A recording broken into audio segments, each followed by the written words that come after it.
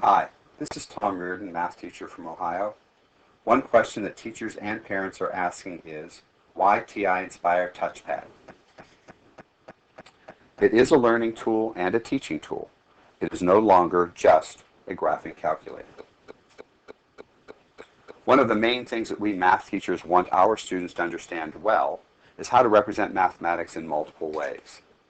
With TI-Nspire, students can now experience this for themselves on a single screen at their own pace. Watch. I'm going to use the Teacher TI-Nspire software to simulate what a student can do on his or her own handheld. That is, show the student experience. Here, in this activity, the student would be instructed to grab point H with the mouse and be able to pull it left and right and observe what numbers are changing. Then the student is instructed to press Control, period, and observe what happens. Grab another, press Control, period, and observe what happens. And you'll notice that the point is being plotted, and at the same time, that ordered pair is being placed into a table for data collection.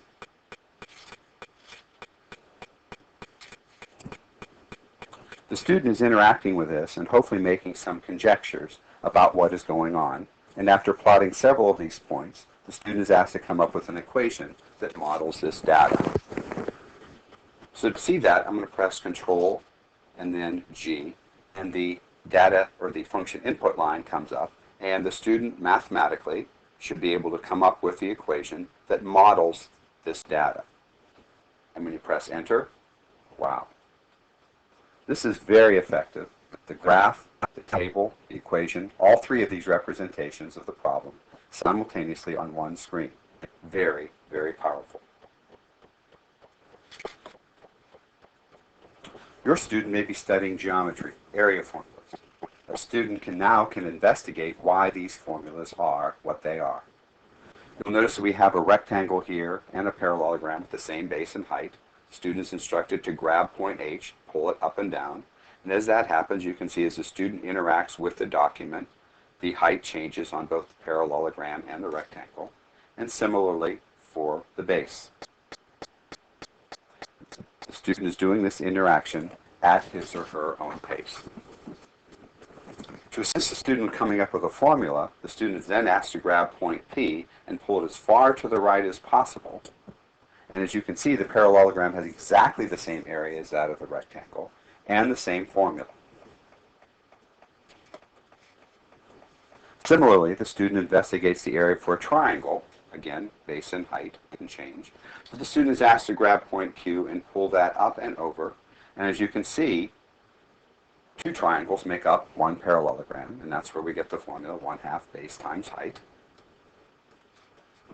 And then interact with the formula for a trapezoid by grabbing point R, pulling it up and over.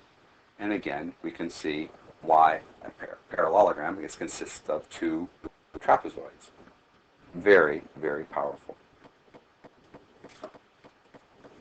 Some of our students need practice with signed numbers. So here's an interactive program that helps tutor students with that. Go ahead and press Enter.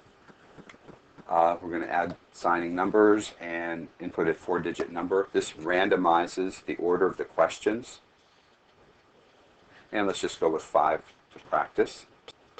First one I'll get right, which is 5, and it tells me super. Second one, no, I'm going to miss the second one. And notice it tells me sorry, but the answer is 3, so it gives me the correct answer. And then I can continue on here. And the student progresses at his or her own pace. And you'll notice also in the background that the program is keeping track of the numbers getting right and the ones getting wrong. Let me miss this last one here to show you. Okay. So if we teachers want to see how the student is doing, we can see that. Solving quadratic equations. Sometimes students need a quick review of that when the teacher is not available. So we have a tutorial here that has the steps for us.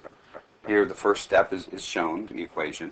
Hopefully the second step would be to get one side equal to 0. So the student would click on that, and it would tell him or her if she was right or not.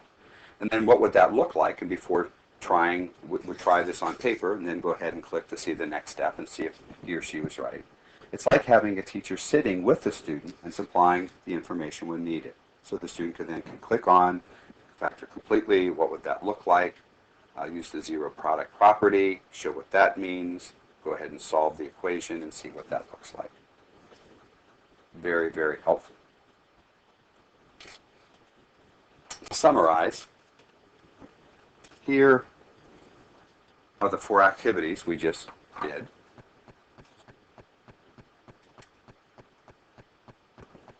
The first one, multiple representations. Second one, area formulas. Number 3, sine numbers. And 4, solving quadratic equations. There are hundreds of these activities available free for your student. I don't know of any other technology that does this. This is the end of the video. Enjoy.